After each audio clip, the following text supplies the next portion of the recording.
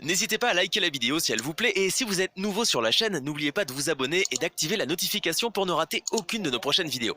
On commence.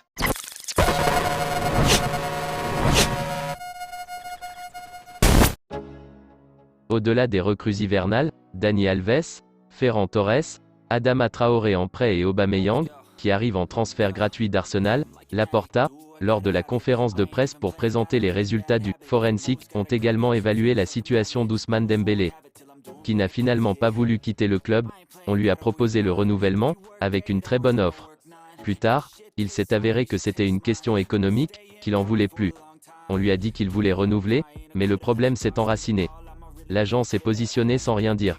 Nous avons fait de notre mieux. Laporta a également détaillé les départs possibles du Français.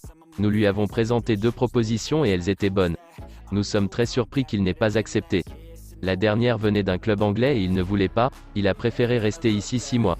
Ce n'est bon ni pour lui ni pour le club, car son renouvellement nous a donné une marge salariale et nous n'aurions pas dû travailler jusqu'à la dernière minute.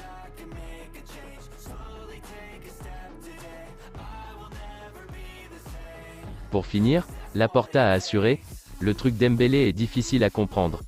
Xavi travaille et doit penser à la saison prochaine. On pense qu'il a un accord avec un autre club. C'est ce que son agent nous a insinué. Bien du club.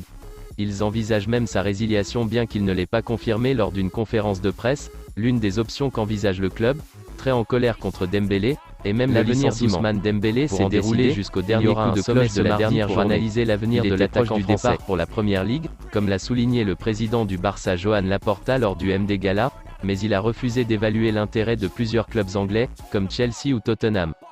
Voyant son refus persistant, le club du Barça s'est valorisé lors d'un précédent sommet avant de fermer le marché pour prendre des mesures drastiques, comme lui remettre la lettre de liberté. Il y a eu l'unanimité et une grande colère car le club comprend que l'international français ne s'est pas bien comporté. Ce mardi, la direction exécutive et la direction technique se réuniront à nouveau pour analyser le dossier et les sources du club de tout crédit ont admis à MD qu'il y a des voix qui parient sur son licenciement définitif, liquidant le reste du contrat pour ne pas le voir dans le vestiaire.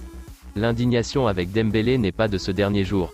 Là de ne pas répondre à son offre de renouvellement, de sa réticence à continuer alors que son agent tentait de le placer au plus offrant, le directeur du football, Matteo Almani, a mis en évidence le divorce avec le joueur.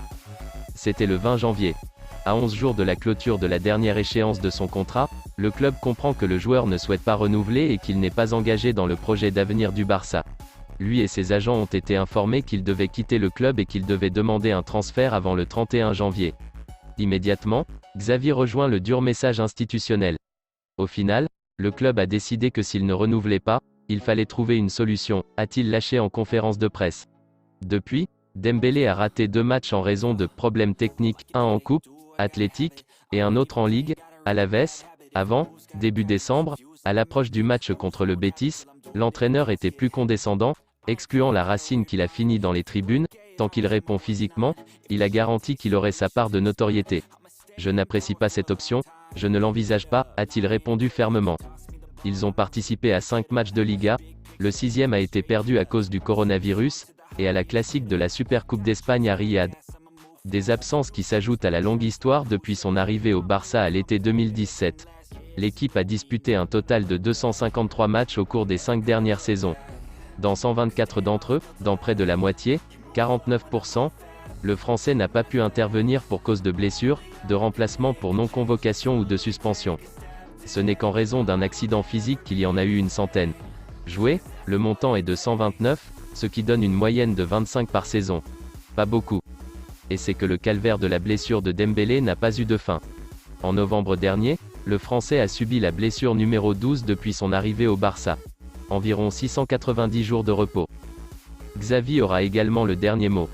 S'il reste et qu'il n'y a pas de licenciement unilatéral, l'entraîneur du Barça dispose d'une liste volumineuse d'attaquants, comptant ceux de l'équipe première, ceux de la filiale qui se sont produits régulièrement et ceux qui ont signé.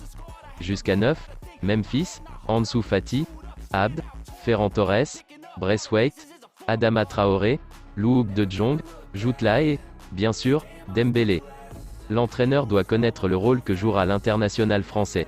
S'il continue, puni, en tribune et donc sans jouer la moindre minute jusqu'à la fin de son contrat en juin ou s'il revient au contraire dans la dynamique de l'équipe première comme la compétition qu'Adama Traoré, ailier signé, signifiera pour lui sur ce marché. Dans l'apparition de Laporta par le « forensic », quelque chose de plus pourrait être connu. Si vous aimez la vidéo, n'hésitez pas de vous abonner sur la chaîne et d'activer la notification pour ne rater aucune des prochaines vidéos. Likez, commentez, partagez-la avec vos amis, portez-vous bien et que la paix soit sur vous.